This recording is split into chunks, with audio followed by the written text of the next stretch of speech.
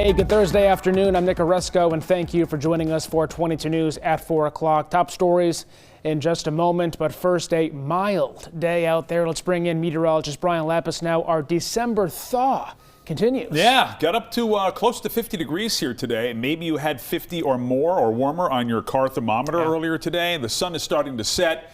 And some changes, big changes in the weather are coming with some wet, windy, and maybe eventually freezy weather. Let's take a look at the traffic right now before we get to that. And it's the usual delays. Evening commute is getting underway downtown and slow going getting off of 291 on 91 south. But the Pike looks good, and I-91 north of the city also seems to be fine. Temperatures right now, as we were just mentioning, are close to 50, 48 now in Springfield, 46 Westfield, and Greenfield, 45 Northampton. And look at that. 51 in Pittsfield, and the sunshine continues. And I think the good news here is that we will stay mostly clear into the evening hours. The clouds aren't going to arrive until a little bit later on tonight for what it's worth, but they will eventually get here. The rain and wind is still on schedule for arrival here tomorrow. We'll track it with our 22 News Storm Team forecast. A Superior Court judge has decided that Brian Walsh will spend the rest of his life behind bars. 3 days after being convicted of first-degree murder in the killing of his wife, Anna, the Cohasset man, Brian Walsh, was sentenced to life in prison without the possibility of parole this morning.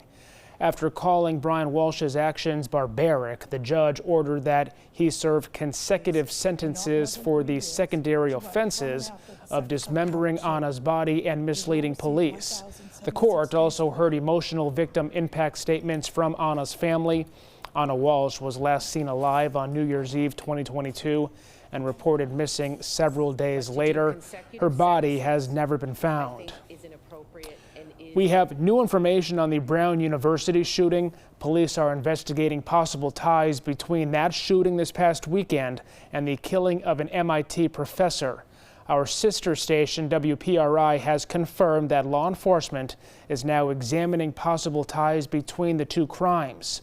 Multiple people familiar with the investigation say they have discovered evidence showing the two may be linked. On Saturday, an unknown gunman shot and killed 2 people and injured 9 more inside an engineering building at Brown University. 2 days later, an unknown gunman shot an MIT professor multiple times inside his home in Brookline, about 50 miles north of Providence. Police have not said what that link may be. Police are investigating after 2 men were shot in Springfield early Wednesday morning. Springfield police say the shooting happened on Lloyd Avenue.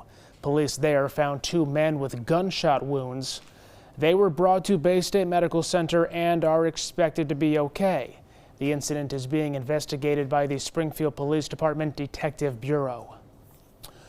Those who want to operate a boat in Massachusetts next year will be required to obtain a safety course certificate if they were born after January 1st, 1989. The new law goes into effect on April 1st, 2026. Requiring a mandatory boater education program. The rule applies to all motorized vessels and personal watercraft operators. The Boater Safety Act was signed into law by Governor Healy on January 8th. The effort was created to improve safety by providing boaters with the necessary education when navigating state waterways. Maybe warm enough to be out on the water. There is some ice, though, on the Connecticut River. Yeah, there is. That's a really good point. Anyhow, yeah, not quite pool and beach weather, but 4 months out. Yeah. We're actually in pretty good shape here this afternoon. It's going to be a quiet night tonight. You know, a lot of holiday celebrations and shopping happening, and the weather, for the most part, this week has really cooperated with that. Hello, here I am. All right, so mostly clear air here on the clouds and radar. Just a heads up, we have a wind advisory in effect for Hamden, Hampshire, and Franklin County that starts tomorrow morning at 4 and goes through the day here tomorrow into early Saturday. There's a high wind warning in effect for Berkshire County from 7 o'clock tomorrow evening until 7 o'clock tonight until 1 o'clock on Saturday morning. So wind is going to be a major player here in our weather, and also some rain. Let's take a look. Our 22 News Storm Team Skycast, 5 o'clock here this afternoon. No problems as you head out and about for evening errands tonight. just some gradually increasing clouds. It'll be a little bit breezy out of the south, but dry, I expect through midnight. And then overnight, some showers around. The wall of water arrives as the morning commute is beginning. Notice 7 o'clock here tomorrow morning, rain along and west of the Connecticut River. That rain will be heavy at times.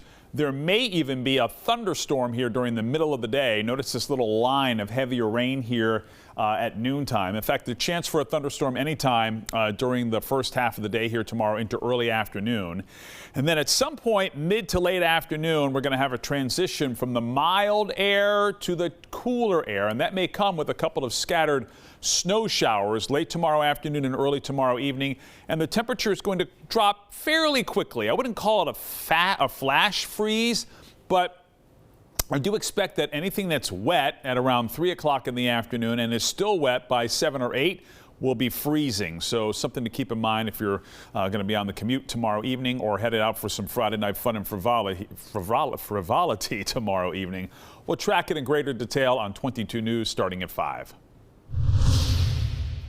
Trump Media and Technology is merging with a fusion power company in an all-stock deal that is valued at more than $6 million. The new combined company will find a site and begin construction next year on, quote, the world's first utility-scale fusion power plant. The plant will provide the electricity needed for artificial intelligence. Devin Nunes, CEO of Trump Media, says they're taking a big step forward, cementing America's global energy dominance for generations.